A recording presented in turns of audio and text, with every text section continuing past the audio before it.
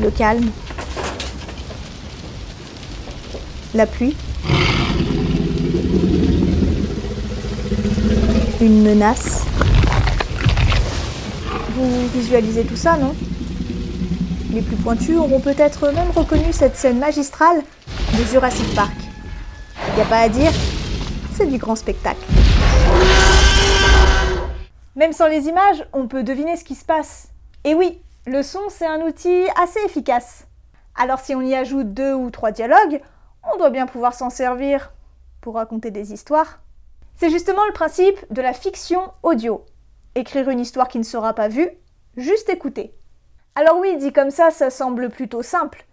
Mais sans images, sans repères, sans tous les moyens de l'audiovisuel, est-ce qu'on peut vraiment raconter n'importe quelle histoire ?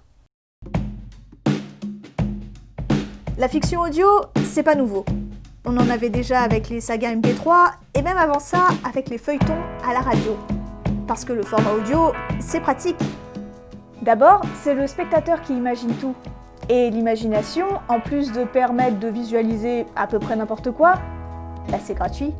Donc si vous voulez produire un space opéra épique ou une série sur vos vacances à la mer, qu'est-ce qui vous en empêche ? Pas d'image, pas de limite. Mais surtout, en laissant les auditeurs visualiser par eux-mêmes, chacun se fera sa propre histoire. Comme avec un livre, mais ça c'est un autre sujet. L'expérience de la fiction audio est donc plus personnelle. Pour ce qui est de la forme, même sans images, il reste quand même pas mal d'outils de mise en scène. Le jeu des acteurs, des bruitages, de la musique d'ambiance, rien que ça c'est beaucoup. Mais ce sur quoi presque tout repose, le plus pratique pour faire passer des informations, ce sont les dialogues, qui doivent se charger de 3 choses. Présenter les personnages, nous faire comprendre l'intrigue, et la faire avancer. C'est l'exposition. Dit comme ça, la fiction audio semble avoir tout pour elle. Mais il y a juste un problème. La règle numéro 1 quand on écrit quelque chose, c'est show, don't tell. Montrez l'information, ne la dites pas. Pourquoi ? Parce que le cinéma est un art visuel. Je veux dire, regardez cette scène. Elle fonctionne grâce au langage du cinéma. L'angoisse et l'information passent par les regards. Si tout était dit par le dialogue ici, ça sonnerait bizarre. Ce serait de la mauvaise exposition. Mais j'ai déjà abordé la question dans une vidéo précédente. Bref, une bonne exposition, c'est une exposition qu'on ne remarque pas.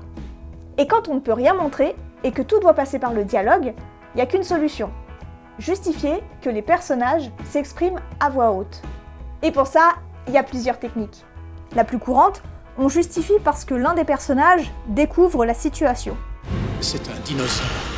Par exemple dans Dream Station, où le protagoniste teste un système qui le fait voyager dans les rêves, et il décrit ce qu'il y voit, ou le journal audio dans Poséidome, où un chercheur prend des notes sur les fonds marins.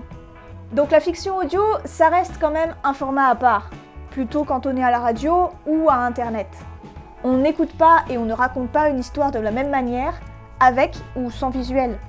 Et une fiction audio doit concevoir son intrigue pour justifier ce concept.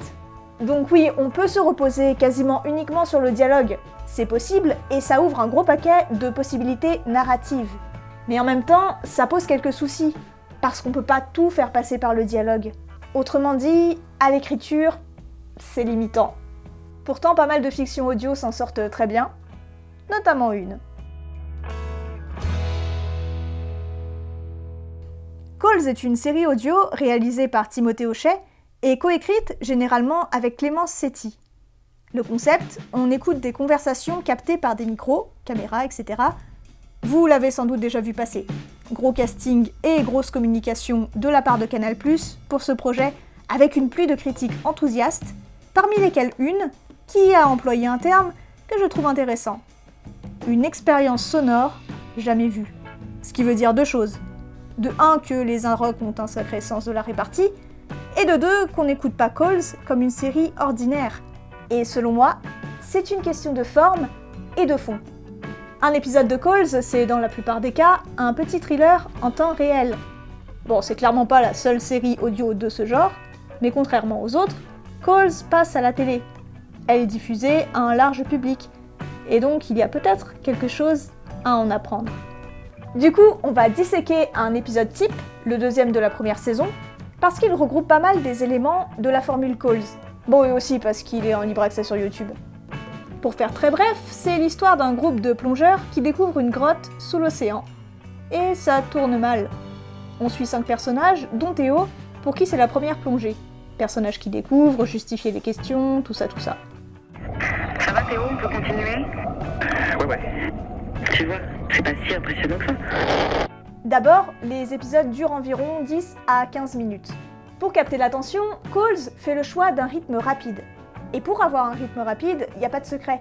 Le mieux, c'est d'enchaîner ce qu'on appelle des beats, c'est-à-dire des changements de direction de l'intrigue. Mais 10 à 15 minutes, ça laisse pas beaucoup de temps pour le développement des personnages. Donc, on se contente d'un minimum. Un personnage égale un sentiment. Ici, Théo est effrayé, contrairement aux autres. C'est tout ce qui nous intéresse. On reprend. Les plongeurs vont faire une découverte. C'est une immense grotte. C'est énorme. Et je m'arrête ici pour souligner le choix des intrigues. Coles s'appuie sur des mondes riches en imaginaire. Ça renforce la promesse, qui est l'élément qui va nous donner envie, ou non, d'écouter une histoire. Des avions disparus, des chasses aux fantômes, le principe étant de laisser l'imaginaire du spectateur remplir les vides. Là, il est servi. Explorer la grotte semble risqué, mais ils entrent, tout le monde trouve ça génial. Puis, nouveau changement de situation. Ils tombent sur un poisson bizarre. Bizarre. Ça, c'est l'un des points majeurs. Coles joue énormément sur l'un des ingrédients préférés de pas mal d'auteurs, le mystère. Du genre un élément qui n'est pas normal ou une question qui nous laisse en suspens. La boîte qui va nous obséder tant qu'on n'aura pas vu ce qu'il y a à l'intérieur. Ensuite quelques péripéties, puis la tension monte et l'épisode bascule. Parce que rentrer dans la grotte, c'était pas une très bonne idée. On perd tout repère, comme les personnages, juste des cris et des bruitages.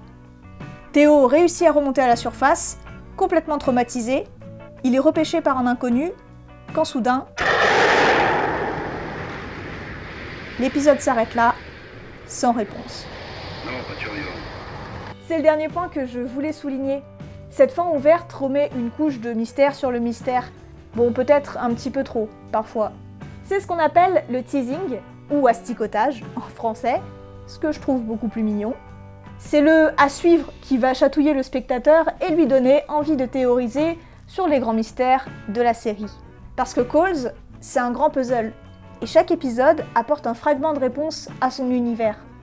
Les personnages sont liés d'une manière ou d'une autre, et ça crée un fil rouge. Et ça déjà, ça permet aux spectateurs de les caractériser un petit peu plus, mais aussi d'avoir une vue d'ensemble en dehors de l'épisode. En nous poussant à nous poser des questions, Coles nous implique plus dans son histoire. Et ça, rien de mieux pour faire plaisir aux fans. Mais tout ça, ce sont des outils scénaristiques qui servent à construire quelque chose de plus grand, l'ambiance. Et une chose est sûre, ça marche. Quand on regarde Coles, on est pris dedans. Une expérience immersive jamais vue. Mais tout ça, ça répond pas à ma question. Ok, le suspense et le mystère, ça donne un shot d'émotion, mais pourquoi Coles fonctionne si bien? Pourquoi son immersion est si efficace? Ou alors... Ah, c'est ça. Je me suis trompée. Le problème, c'est la question.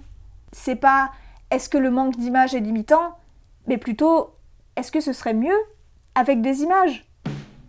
Le mystère, la tension, l'ambiance oppressante, ce sont les ingrédients du thriller, mais aussi de l'horreur. Et la règle numéro 1, quand on veut faire peur, c'est que l'on craint ce que l'on ne peut pas voir. Si on ajoutait des images à Clyde Vanilla ou l'épopée temporelle, ça pourrait être super, vraiment, peut-être encore mieux même sur certains aspects. Mais si Coles avait des images, si le spectateur avait des repères, ce serait moins efficace. L'image serait limitante. Et c'est ça la force de Coles. La série exploite son format à fond, sa limite devenant la clé de voûte de son concept. Le cinéma, c'est raconter par le spectacle. C'est sublimer un récit avec parfois de gros moyens. Mais le succès de la fiction audio nous rappelle qu'une bonne histoire, c'est celle qui nous immerge. De gros moyens, ça peut être immersif, c'est sûr, mais jamais autant qu'une intrigue solide, racontée de la façon qui la mettra le plus en valeur. Parfois c'est par le grandiose, parfois c'est dans la simplicité. C'est pour ça qu'on peut se souvenir aussi bien d'une blague ou d'une histoire d'horreur au coin du feu que d'un gros blockbuster. Maintenant, est-ce qu'on peut s'attendre à voir plus de fiction audio ? Difficile à dire.